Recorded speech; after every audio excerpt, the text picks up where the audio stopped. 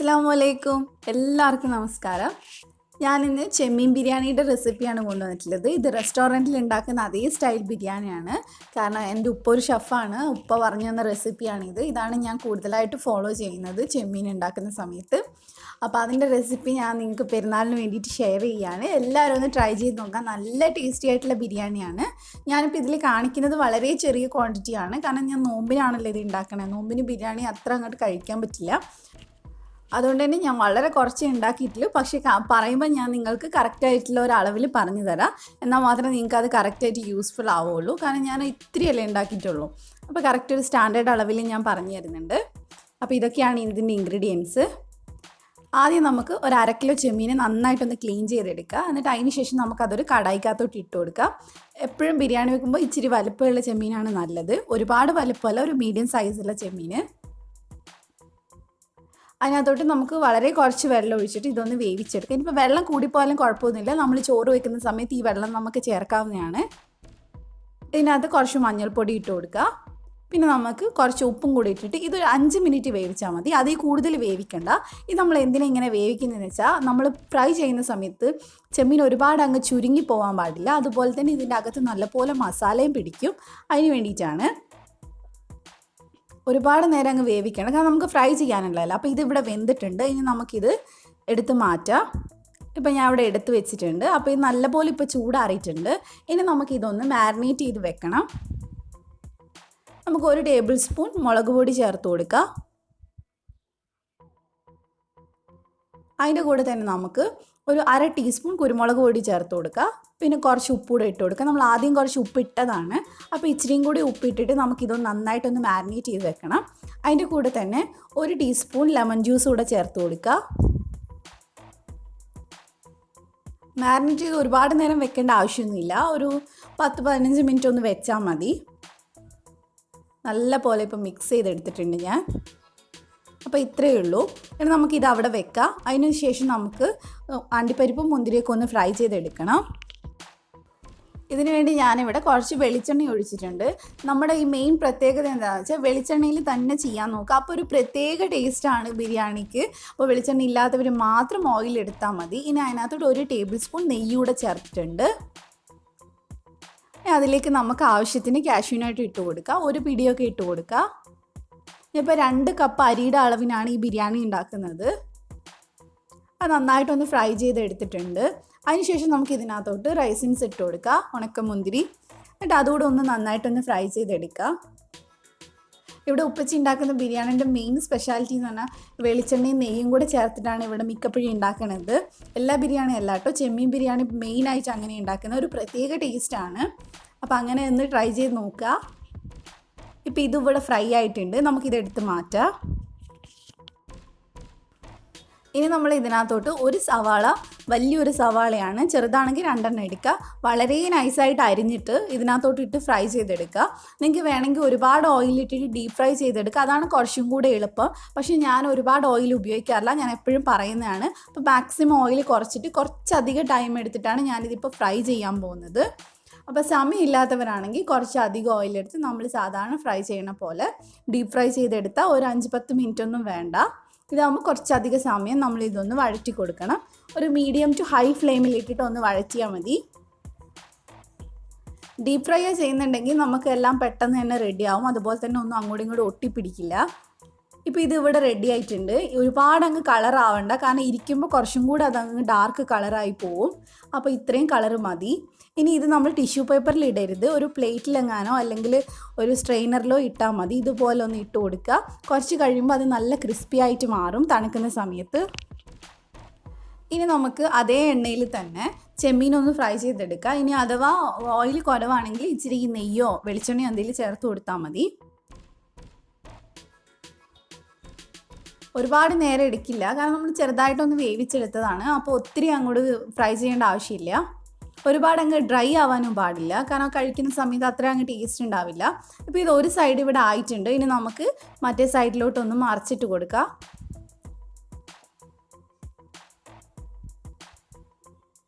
ഈ ചെമ്മീൻ ബിരിയാണി എന്ന് പറഞ്ഞാൽ എല്ലാവരുടെയും ഫേവറേറ്റ് ആയിരിക്കും. അപ്പോൾ ഒരു തവണയെങ്കിലും ഒന്ന് ട്രൈ ചെയ്ത് നോക്കുക. ഇപ്പോൾ ഇത് 2 സൈഡും ഇവിടെ റെഡി ആയിട്ടുണ്ട്.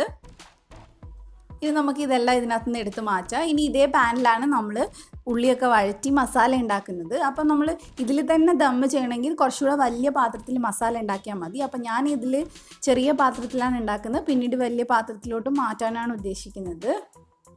ഇതിൽ ഞാനിപ്പോൾ 1 ടേബിൾ സ്പൂൺ നെയ്യ് ഒഴിച്ച് ഒന്ന് ചൂടാക്കിയിട്ടുണ്ട്.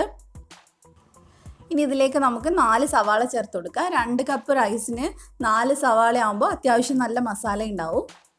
അത് വളരെ നൈസായിട്ട് അരിയണം, എന്നാൽ മാത്രമേ നമുക്ക് പെട്ടെന്ന് വഴറ്റി കിട്ടുള്ളൂ. നമുക്കൊന്ന് ഇതൊന്ന് മിക്സ് ചെയ്തെടുക്കുക. അപ്പോൾ ആ ചെമ്മീൻ്റെ ആ ഫ്ലേവറൊക്കെ നല്ലപോലെ ഇതിൽ പിടിക്കും. അപ്പോൾ ഞാൻ നന്നായിട്ട് ഇതൊന്ന് മിക്സ് ചെയ്തിട്ടുണ്ട്.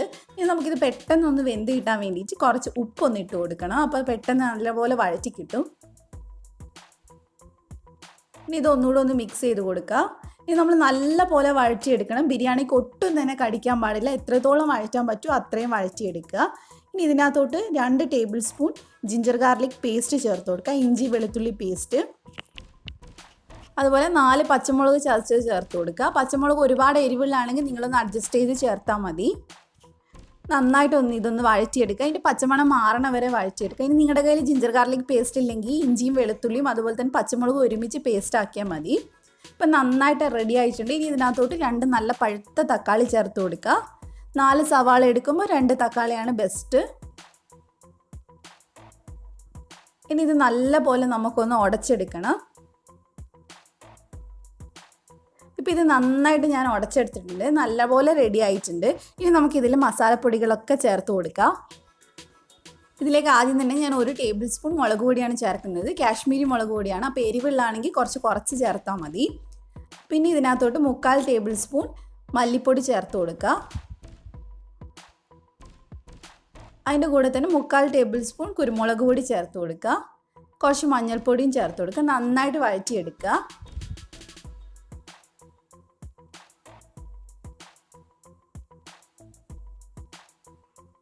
ഇപ്പോൾ ഇതിവിടെ നന്നായിട്ട് പച്ചമണമൊക്കെ മാറിയിട്ടുണ്ട്. ഇനി നമുക്ക് ഇതിനകത്തോട്ട് 1 ടേബിൾ സ്പൂൺ ലെമൺ ജ്യൂസ് ചേർത്ത് കൊടുക്കുക. നന്നായിട്ട് ഒന്നുകൂടെ ഒന്ന് മിക്സ് ചെയ്തെടുക്കുക. അഥവാ ഒരുപാട് പുളിയുള്ള തക്കാളി ആണെങ്കിൽ 1 ടേബിൾ സ്പൂണിന് പകരം 1 ടീസ്പൂൺ ചേർത്താലും മതിയാവും. ഇനി നമുക്ക് ഇതിനകത്തോട്ട് ഫ്രൈ ചെയ്ത് വെച്ചിട്ടുള്ള ചെമ്മീൻ ഇട്ട് കൊടുക്കുക. ഒരു 3-4 ചെമ്മീൻ ഞാൻ മാറ്റി വെക്കുന്നുണ്ട്, മേളിൽ ജസ്റ്റ് ഒന്ന് ഡെക്കറേഷന് വേണ്ടിയിട്ട്. ബാക്കിയുള്ളതൊക്കെ ഞാൻ ഇതിനകത്ത് ഇട്ട് കൊടുക്കുന്നുണ്ട്.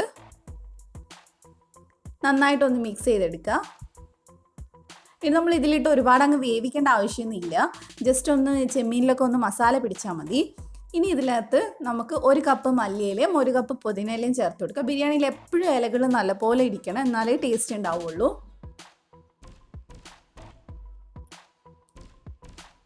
ഇനി നമുക്കിതൊന്ന് അടച്ചു വെച്ച് ഒരു 5 മിനിറ്റ് ഒന്ന് വേവിച്ചെടുക്കുക. ജസ്റ്റ് അതൊന്ന് മസാല പിടിക്കാൻ വേണ്ടിയിട്ടാണ്.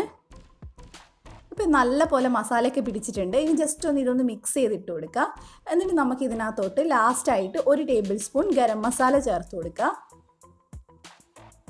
ഗരം മസാല അല്ലെങ്കിൽ നിങ്ങൾക്ക് ബിരിയാണി മസാലയും ചേർത്ത് കൊടുക്കുക. നന്നായിട്ടൊന്ന് മിക്സ് ചെയ്ത് കൊടുക്കുക. ബിരിയാണി മസാലയുടെ റെസിപ്പി ഞാൻ ഓൾറെഡി ഇട്ടിട്ടുണ്ടായിരുന്നു കഴിഞ്ഞ വട്ടം ബിരിയാണി ഇട്ടപ്പോൾ. അപ്പോൾ അത് നിങ്ങൾക്ക് വേണമെങ്കിൽ ഞാൻ ഡിസ്ക്രിപ്ഷനിൽ കൊടുക്കാം. അപ്പോൾ നമുക്ക് തീ ഓഫ് ചെയ്ത് മസാല അങ്ങ് മാറ്റി വെക്കാം.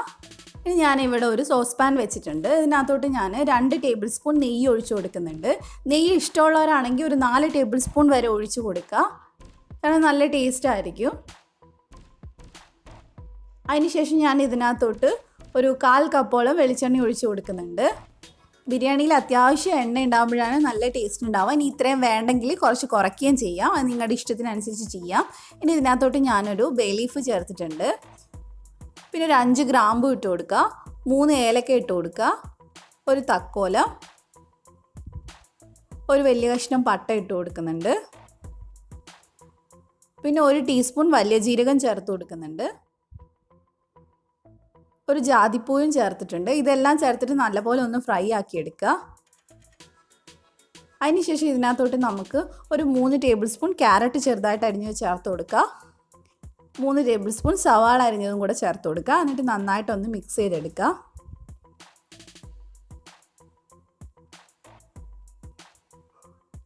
നന്നായിട്ടൊന്ന് വഴറ്റിയതിന് ശേഷം നമുക്ക് ഇതിനകത്തോട്ട് വെള്ളം ഒഴിച്ചു കൊടുക്കാം. 2 ഗ്ലാസ് അരിക്ക് 3.5 ഗ്ലാസ് വെള്ളമാണ് ഞാൻ എടുത്തിട്ടുള്ളത്. അത് 1 ഗ്ലാസ്സിന് 1.25 ഗ്ലാസ്സാണ്. ചില അരിക്ക് ഇച്ചിരി അങ്ങോട്ടും ഇങ്ങോട്ടൊക്കെ വ്യത്യാസം വരാം. അപ്പോൾ ഒരു തവണ ഉണ്ടാക്കുമ്പോൾ നിങ്ങൾക്കത് മനസ്സിലാവും. ആവശ്യത്തിന് ഉപ്പ് ഇട്ട് നന്നായിട്ടൊന്ന് മിക്സ് ചെയ്തെടുക്കാം. ഞാനിത് കുതിർക്കാത്ത അരിയാണ്, അതുകൊണ്ടാണ് 1.25 ഗ്ലാസ് എടുത്തിട്ടുള്ളത്. ഇതിലേക്ക് ഞാൻ 1 ടീസ്പൂൺ ലെമൺ ജ്യൂസ് കൂടെ ചേർത്തിട്ടുണ്ട്. ഇപ്പോൾ വെള്ളം നന്നായിട്ട് തിളക്കുന്നുണ്ട്. അപ്പോൾ നമുക്ക് ഇതിനകത്തോട്ട് കഴുകി വെച്ചിട്ടുള്ള അരി ചേർത്ത് കൊടുക്കാം. അരി ഒട്ടും വെള്ളമില്ലാതെ തന്നെ ചേർത്ത് കൊടുക്കണം, അല്ല വെള്ളത്തിൻ്റെ അളവ് അങ്ങോട്ടും ഇങ്ങോട്ടൊക്കെ വരും.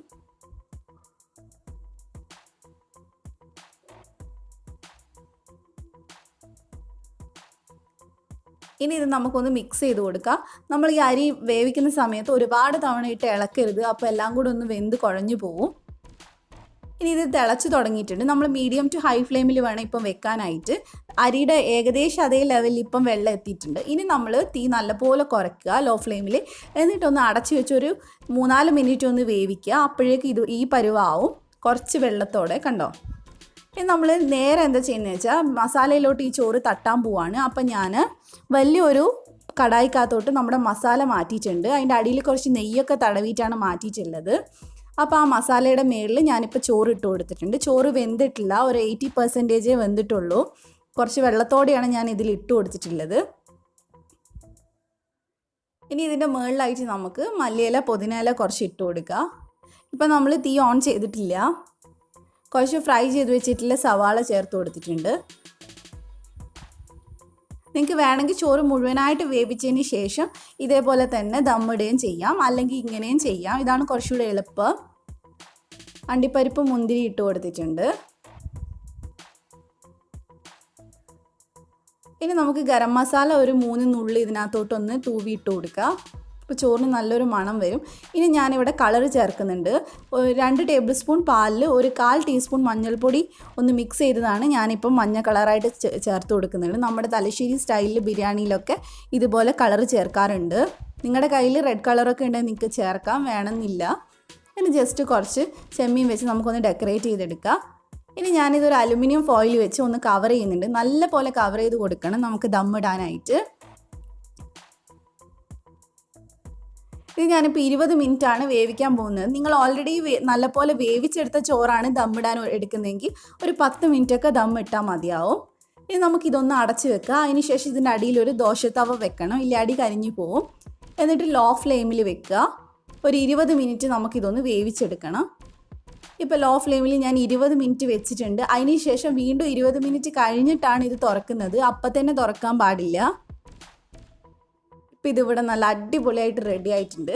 നമ്മുടെ ചോറൊന്നും ഒട്ടും കുഴഞ്ഞു പോയിട്ടില്ല, നല്ല പോലെ വെന്തിട്ടുണ്ട്. അപ്പോൾ നിങ്ങൾ വേവിച്ച ചോറാണെങ്കിൽ 10 മിനിറ്റേ വെക്കാൻ പാടുള്ളൂ. ഇപ്പോൾ കണ്ടോ, ഇതിവിടെ അടിപൊളിയായിട്ട് റെഡി ആയിട്ട്. ഇനി നമുക്കിത് സെർവ് ചെയ്യാം. മസാലയും അതും കൂടെ ഒരുമിച്ച് അങ്ങ് സെർവ് ചെയ്താൽ മതി. പക്ഷേ എല്ലാം കൂടി ഇട്ട് മിക്സ് ചെയ്യരുത്. സാധാരണ ഞങ്ങൾ തലശ്ശേരി സ്റ്റൈൽ ബിരിയാണിയിൽ മൊത്തത്തിൽ മിക്സ് ചെയ്തിട്ടല്ല ചേർക്കുന്നത്. മസാല വേറെയും അതുപോലെ തന്നെ അതിൻ്റെ മേളിലായിട്ട് ചോറ് സെറ്റ് ചെയ്യാണ് ചെയ്യുന്നത്. ഞാൻ ഇതിന് മുമ്പത്തെ എൻ്റെ ബിരിയാണി വീഡിയോയിലൊക്കെ അത് കാണിച്ചിട്ടുണ്ട്. അപ്പം മെയിനായിട്ട് ശ്രദ്ധിക്കുക, 20 മിനിറ്റ് ദമ്മിടുക ലോ ഫ്ലെയിമിൽ. എന്നിട്ട് തീ ഓഫ് ചെയ്തതിന് ശേഷം 20 മിനിറ്റ് എങ്കിലും കഴിഞ്ഞിട്ടേ അത് തുറക്കാൻ പാടുള്ളൂ, ദമ്മ് പൊട്ടിക്കാൻ പാടുള്ളൂ. അപ്പോൾ അത്രയും നേരം വെക്കുക. അപ്പോൾ ഇത്രയേ ഉള്ളൂ. നിങ്ങൾക്ക് വളരെ സിമ്പിളായിട്ടാണ് ഞാൻ പറഞ്ഞു തന്നിട്ടുള്ളത്. മനസ്സിലായിട്ടുണ്ടാവുമെന്ന് വിചാരിക്കുന്നു. ആദ്യമായിട്ട് ചെയ്യുന്നവർക്ക് പോലും ഈസി ആയിട്ട് ചെയ്യാൻ പറ്റുന്ന മെത്തേഡാണ്. അപ്പം ഞാൻ വളരെ കുറഞ്ഞ ക്വാണ്ടിറ്റിയാണ് ചെയ്തതെങ്കിലും നിങ്ങൾക്ക് നല്ല നീറ്റായിട്ട് മനസ്സിലാവാൻ വേണ്ടിയിട്ട് അത്യാവശ്യം സ്റ്റാൻഡേർഡ് ക്വാണ്ടിറ്റിയിലാണ് ഞാനിപ്പോൾ പറഞ്ഞു തന്നിട്ടുള്ളത്. അപ്പോൾ എല്ലാവരും ഈ പെരുന്നാളിന് ട്രൈ ചെയ്ത് നോക്കുക. പിന്നെ ട്രൈ ചെയ്യുന്നതിന് മുമ്പായിട്ട് ഡൗട്ട് ഉണ്ടെങ്കിൽ എന്തായാലും ചോദിക്കുക. ഡൗട്ട് ചോദിച്ചിട്ട് മാത്രം ട്രൈ ചെയ്യുക. കാരണം ബിരിയാണിയാണ്, എപ്പോഴും ഫെയിലാവും എന്ന് പറയുന്ന ഒരു റെസിപ്പിയാണ്. ഒരുപാട് നേരം നമ്മൾ ഇതിൻ്റെ പുറകെ നടന്ന് അത് ഫെയിലായി കഴിഞ്ഞാൽ ഒത്തിരി സങ്കടമാവും. അപ്പോൾ അതുകൊണ്ട് തന്നെ നല്ലപോലെ മനസ്സിലാക്കി ഡൗട്ടൊക്കെ ക്ലിയർ ചെയ്തതിന് ശേഷം മാത്രം ട്രൈ ചെയ്യുക. നിങ്ങൾ എന്തെങ്കിലും ഉണ്ടെങ്കിൽ ഒന്നിക്ക് എനിക്ക് മെയിൽ ചെയ്യുക, അല്ലെങ്കിൽ എനിക്ക് കമൻ്റായിട്ട് ഇട്ടാൽ മതി. ഞാൻ എന്തായാലും റിപ്ലൈ തരുന്നതായിരിക്കും.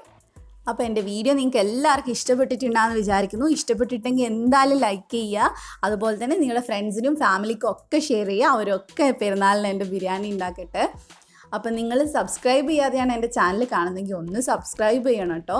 സബ്സ്ക്രൈബ് ചെയ്താൽ മാത്രം പോരാ, അപ്പോൾ തൊട്ടടുത്തൊരു ബെല്ലിൻ്റെ കുഞ്ഞു പടം വരും, അതുകൂടെ ഒന്ന് ക്ലിക്ക് ചെയ്താൽ മാത്രമേ ഞാൻ വീഡിയോസ് ഇടുമ്പോൾ നിങ്ങൾക്ക് നോട്ടിഫിക്കേഷൻ വരുള്ളൂ. അപ്പോൾ എല്ലാവർക്കും എൻ്റെ അഡ്വാൻസ് ഈദ് മുബാറക്. അപ്പോൾ മറ്റൊരു വീഡിയോ ആയിട്ട് നമുക്ക് കാണാം ഇൻഷാ അല്ലാ. Thank you for watching.